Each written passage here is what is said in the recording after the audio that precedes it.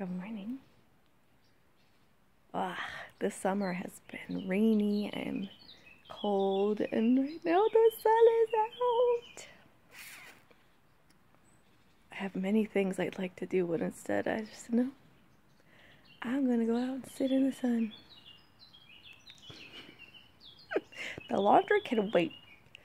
I got a question from a really dear friend of mine, and I hope I don't mangle it. My memory is not the most reliable thing. And it's a question about, she said it so sweetly, and it was, I'm okay with everything. Like, I'm really okay with life. I'm enjoying it as it is. It's like I don't see problems, and I'm okay. It's like there's just this really ground foundational okayness. And her question was, well, what do you do when people want to squash that? Or how do you handle or deal with or interact with people who are not okay with your okayness? Okay. Let's go have that on pizza. Hoi. Nicht jetzt. Später kannst du viel schauen. Ich kann meine Workout machen. Say good morning to the people here. Say good morning. Oh. Dave, I'm sorry. They pulled too hard. Ich ga maar graag, is goed. Ik ga daar blijven. Nicht sparen. Du gehst heute nicht in die Schule. Ich habe mit der Frau immer geredet.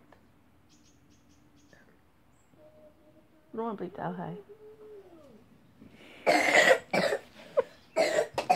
Thanks for being with me in my life. So it's about how do you... I don't know. She didn't ask how do you deal with it. How do you react to it? What do you do with people who want to squash it or they're not okay with you being okay? This is normal. You know,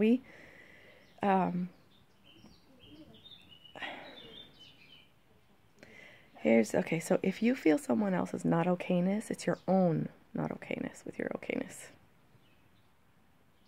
If that makes sense. So that's the first piece to really look at. Okay, where am I still not okay with myself exactly as I am?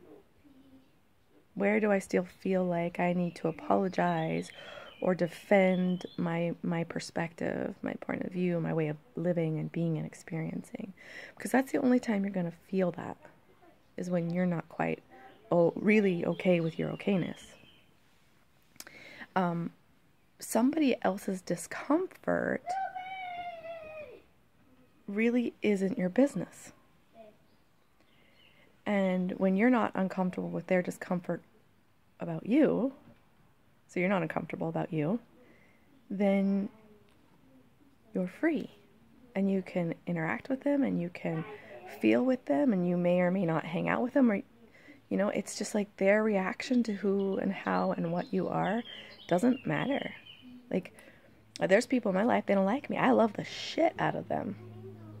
They don't like me? It's okay. They think I'm fake? It's okay. They think there's no possible way.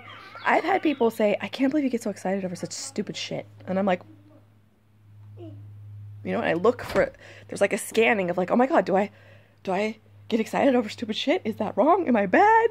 And I'm like, it was just my feeling is always like this big owl with eyes, and it goes blink, blink. Well, it's trying to figure out, am I going to feel bad about this?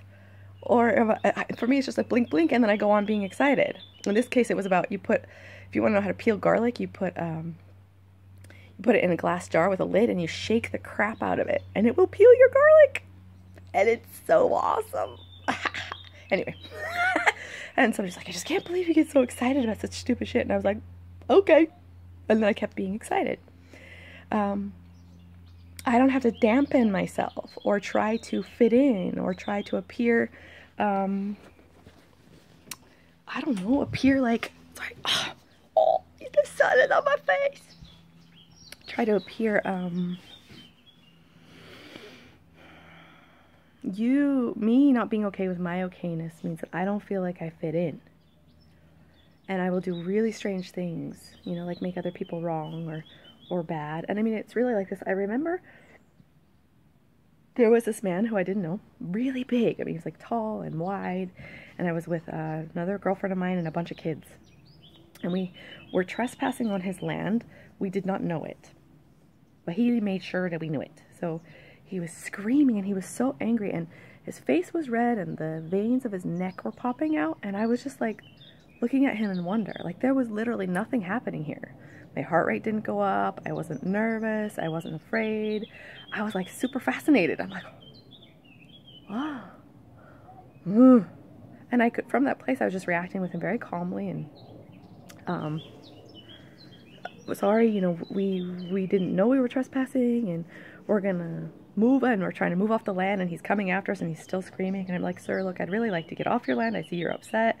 I'd like to come off. And so we go on and the woman I was with, she's shaking, you know, her legs. She's like, how did you do that? And I'm like, I didn't do anything. I'm just okay with my expression, with his expression. So he's mad. I mean, it's not really, you know, and there was nothing I did wrong. There's nothing he did wrong. It's like there's this innocent interaction and she kind of like was trying to figure out how I could have been that like non-reactive. Like, am I even human?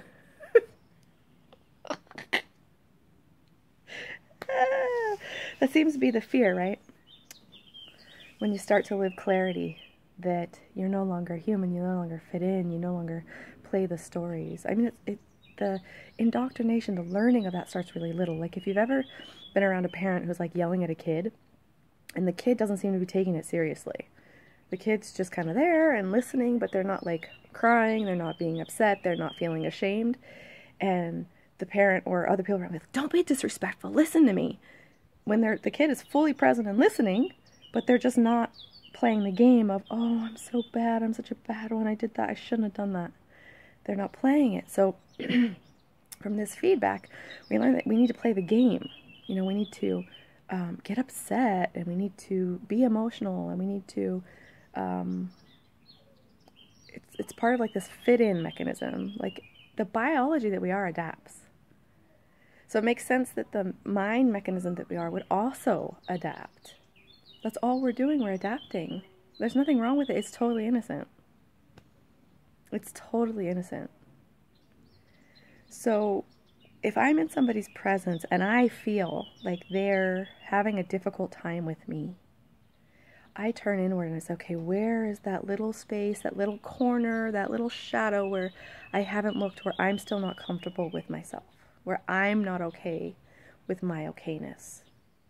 Because when I'm okay with everything, I may not even notice their discomfort, or I will turn them and say, and create a conversation and just start talking and say, hey, is everything okay? Shift in a direction where I'm willing to meet them where they are, even in their discomfort of apparently me. They don't have to be comfortable with me. That's not a requirement. And you may find, as you live in the clarity, that your friends change. That has not been my experience. Like, I have not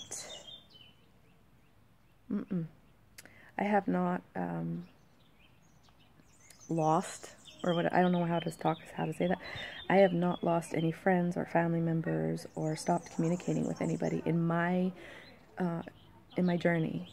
There was a time for about 6 months that I refused to talk to my mom, and it was perfect. It was painful, but it was perfect. And that whole relationship is healed now. I love my mom. She's the love of my life. And I needed time to find that out. I needed time to find out that the stories I held about her were mine. They didn't belong to her. So it wasn't about, my mom's horrible. I mean, it was in the point when I broke off contact. My mom's horrible and I need to figure my shit out and all of that. And in the time it took, it was really mine. It was mine. And when I found that out, it was like everything that I ever thought had happened was forgiven. And I could love my mom the way I knew I could love my mom completely without stories. And so that's what I mean. The discomfort you feel when other people aren't okay with you is still your own discomfort with your okayness. It's maybe feeling alienated. It's maybe not feeling like that, maybe a tiny little bit of not feeling human because you're not playing the games. You know, you're stepping outside that game of blame, shame, and guilt, which is what we play. It's how we feel connected. We misunderstand. I say we, I'm probably talking about me, but we believe that love means I agree with you on everything. I agree with all your stories. I agree with everything you say. I agree with your pain. I agree. I feel for you. We believe that equals love. And so if we're in relationship and we all of a sudden no longer play the blame, shame, and guilt games, and we're okay with people being how they are, and we're okay with us being how we are, we're no longer playing the game. So it can feel it might for a little bit feel lonely until you see through that too. You know, and that's usually like when I'm feeling weird about myself, or I feel like I'm not okay, or something, the neighbor doesn't like me, or whatever. That's usually when I feel like, oh, okay, I'm not feeling okay, that I'm now no longer playing those games. And the more okay I am with just being what I am, and when I still do, you know, get playing those games, but it's a much more conscious kind of thing, and then it feels icky, I move in. Every time I feel discomfort, my own or someone else's, the first place I go is here. Before I have a conversation with them, before I talk to them about it, it's like, let me discover my own discomfort. Let me deal with my own feelings of not being acceptable or not being accepted. And, you know, if other people are upset because you're no longer the person the story they've made up about you, because you change patterns so drastically, this is really, I think, what happens is we play into the story of ourselves that our loved ones have, and when that changes, and for me it was like overnight, it's confusing as heck for that story, that psychic made up thing, because you no longer are playing out the patterns that they know. And even if those patterns were sucky, which they were in my case, I mean, I was a witch. I was unhappy and miserable. Even if it changes for the better, like you become just this open heart, it's really confusing for the people around you because you no longer fit their story of you. And they will have to work through their story of you and let go of that in order to see you for what you are today. And it's really, that's theirs. You can't hurry that up. You can't make it happen. And sometimes it's too much for people. The change of the story. It's just too much. I don't know why. I don't know why for some people it is. And for example, what people in my life have just rolled with me. I don't know.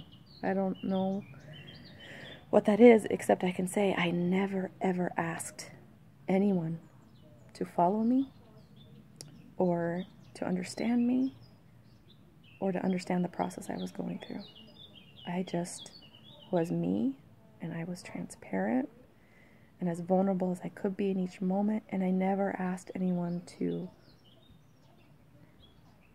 I didn't, like, share my inquiry. I didn't really share much about what was happening inside of me, because there was a lot of unfoldment, a lot of, like, sifting through crap, and the changes that people noticed, that was all they had. You know, I didn't ask anyone to change who they were, not once. The change work and the transformation work that was happening over here. And I never asked anyone to meet me. I met me. And it kept meeting me, and I kept meeting me, and I kept meeting me, and I kept meeting me, and I was not referencing outside of myself. And that's how I know if there's discomfort. If I feel somebody's not okay with my okayness, then that's me still not. There's still some part of me that's not okay with how I am. And that's my work.